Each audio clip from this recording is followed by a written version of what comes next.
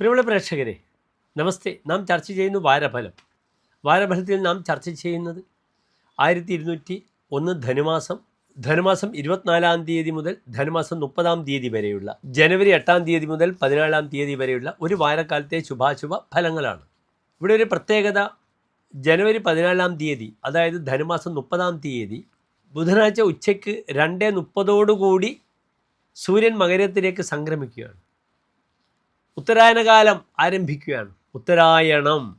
സൂര്യൻ ഇനി അങ്ങോട്ടേക്ക് മകരം 1-ാം തീയതി മുതൽ, ദാറ്റ് മീൻസ് ധനുമാസം 30-ാം തീയതി ഉച്ചയ്ക്ക് 2 മണിയോടുകൂടി സൂര്യൻ മകരത്തിലേക്ക് പ്രവേശിക്കും. പിന്നെ അങ്ങോട്ടേക്ക് 6 മാസം ഉത്തരായന കാലമാണ്. സൂര്യൻ ഏറ്റവും ബലവാനായി നിൽക്കുന്ന സമയമാണ് ഉത്തരായന കാലം.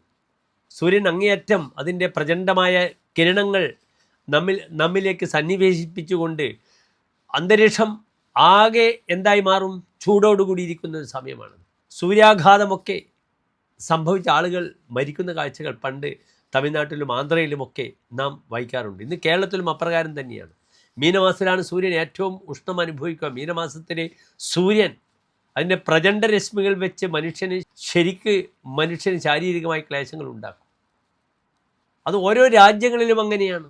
മിഡിൽ ഈസ്റ്റിൽ എല്ലാ രാജ്യങ്ങളിലും അതിൻ്റെ ജൂൺ മാസം മുതൽ ആഗസ്റ്റ് മാസം വരെയുള്ള സമയമാണ്. അങ്ങേയറ്റം ചൂട്, മനുഷ്യൻ നടന്നു പോകാൻ പറ്റാത്ത രീതിയിലുള്ള ചൂട് അനുഭവിക്കുക മിഡിൽ ഈസ്റ്റിൽ ആ സമയത്താണ്. ഏതായാലും ഈ ഒരു വാരഫലം കഴിഞ്ഞ് പിന്നെ അങ്ങോട്ടേക്ക് വരികയാണ്. ഉത്തരായനം വരികയാണ്. മകരം 1 മുതൽ അങ്ങോട്ടേക്ക് ഉത്തരായനം വരും.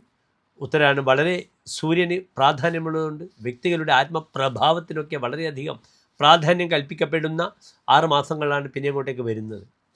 ഈ ഉത്തരായന കാലത്താണ് സൂര്യൻ അതിൻ്റെ അങ്ങേയറ്റം 10-ാം ഉദയം, മേടമാസം മുതലുള്ള സമയമൊക്കെ സൂര്യൻ ഏറ്റവും പവർഫുള്ളായി വരുന്ന മാസം.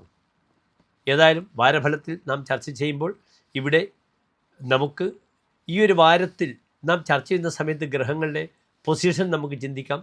പൂരം നക്ഷത്രത്തിലാണ് ഈ ഒരു വാരം തുടങ്ങുന്നത്, വ്യാഴാഴ്ച. ഇവിടെ മേടത്തിലും ഇടവത്തിലും ഗ്രഹങ്ങളില്ല. മിഥുനത്തിൽ വ്യാഴമാണ്, ചിങ്ങത്തിൽ കേതു, ചന്ദ്രൻ, ധനുവിലാണ് മറ്റെല്ലാ ഗ്രഹങ്ങളും, സൂര്യൻ, ചൊവ്വ, ബുധൻ, ശുക്രൻ. പിന്നീട് കുംഭത്തിൽ രാഹു, മീനത്തിൽ ശനിയും. ഏതായാലും പ്രിയപ്പെട്ട പ്രേക്ഷകർക്ക് നമുക്ക് ഓരോ രാശിയിലെയും ഗ്രഹനില എപ്രകാരമാണ് മേടൻ രാശി മുതൽ മീനം രാശി വരെ ഉള്ളത് എന്നാണ് നാം ഈ വാരത്തിൽ ചർച്ച ചെയ്യുന്നത്. ശ്രദ്ധിക്കുക.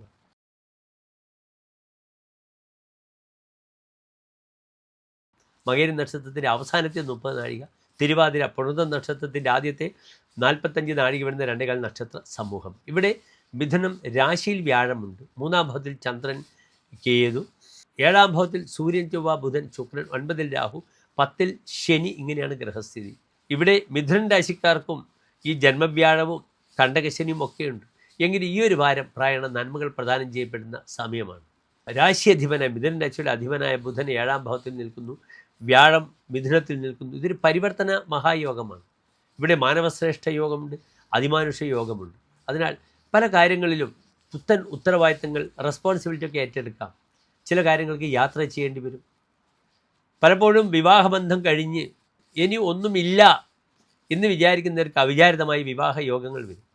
ചില പുരുഷ സൗഹൃദങ്ങൾ, സ്ത്രീ സൗഹൃദങ്ങൾ വരും. അത് നല്ല രീതിയിൽ വിവാഹത്തിലേക്ക് എത്താം. അല്ലെങ്കിൽ ഒന്നിച്ച് ജീവിക്കാനുള്ള ലിവിങ് ടുഗദർ പോലുള്ള ഇപ്പോഴത്തെ കലാപരിപാടികളിലേക്കൊക്കെ നയിക്കപ്പെടുന്നൊരവസ്ഥ വരും. ധാരാളം സൗഹൃദങ്ങൾ വരും. ഓപ്പോസിറ്റ് പാർട്ടിയെ ആകർഷിക്കുവാൻ കഴിയും. പലപ്പോഴും ഈ ഒരു വാരം കർമ്മമേഖല, പ്രത്യേകിച്ച് ടൂർ മേഖലയിലുള്ളവർക്ക്, ടൂറിസം ട്രാവൽ മേഖലയിൽ അവർക്ക് വിവാഹങ്ങളുമായി ബന്ധപ്പെടുന്ന ഹോളുകൾ, കമ്മ്യൂണിറ്റി ഹോളുകൾ, ഇവൻറ്റ് മാനേജ്മെൻറ്റ്, സദസ്സിൽ ആളുകളെ ആകർഷിക്കുന്നവർക്കൊക്കെ വളരെയധികം പേരും പ്രശസ്തി ലഭിക്കും, ധനം ലഭിക്കും.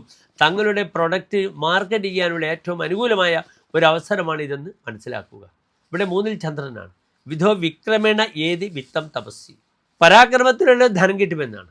അതിനാൽ മുന്നിട്ടിറങ്ങിയാൽ ഈ വാരം ഭാവിയിലേക്ക് സംഭാവ്യമായ പലതിൻ്റെയും ഒരു നാന്തി കുറിക്കപ്പെടുമെന്ന് അറിയുക. വളരെ നല്ലതാണ്. അതിനുവേണ്ടി ഉത്സാഹിച്ചാൽ ഈ സമയം നല്ലതാണ്. ഉത്സാഹി ലഭതേ കാര്യം. മടിപിടിച്ചിരിക്കരുത്. മിഥുനൻ രാശിക്കാർ സുഖഭോഗികളാണ്. അവർക്ക് നല്ല ശാപ്പാട്, നല്ല ഭക്ഷണം, നല്ല ഉറക്കം, അധികം ജോലി ചെയ്യാൻ പറ്റില്ല എന്നൊക്കെ ചിന്തിക്കുന്നവരാണ്. അതിൽ നിന്ന് മാറി വിഭിന്നമായി ചിന്തിച്ചാൽ ഇവർക്ക് ഹോസ്പിറ്റാലിറ്റി ലൈനിലൊക്കെ they can contribute a lot of things will happen to them very positively. So അതിനുവേണ്ടി ഉത്സാഹിക്കുക. നല്ലൊരു രാജയോഗമുള്ള വാരമാണ്. ഇവിടെ കണ്ടകശനിയുള്ളതുകൊണ്ട് ശനിയാഴ്ച അയ്യപ്പന് നെയ്വിളക്ക് സമർപ്പിക്കുക. ഓം ശം ശനീശ്വരായ നമഃ എന്ന പ്രാർത്ഥന. ജന്മവ്യാഴമുണ്ട്, അപ്രകാരം തന്നെ ഹനുമാൻ സ്വാമി ക്ഷേത്രത്തിൽ നെയ്വിളക്ക് സമർപ്പിക്കാം. ഇവിടെ പാൽപ്പായസം, തുളസിമാല മഹാവിഷ്ണുവിനോ ശ്രീരാമസ്വാമിക്കോ സമർപ്പിക്കുക. നന്ദി, നമസ്തേ.